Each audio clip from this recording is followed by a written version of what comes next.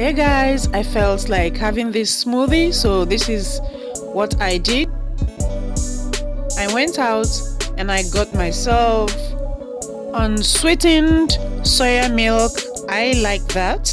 I got some spinach, beetroot, pomegranate, and avocado. Before I started, of course, I have washed my hands thoroughly and I have rinsed everything with salt and water. Next, I put the spinach into my blender, cut up the beetroot, goes into the blender, cut up the pomegranate, and in goes that one too, and then in goes the avocado. Next, my unsweetened soya milk.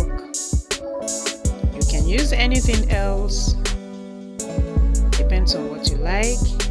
I poured it into the mix and I blended.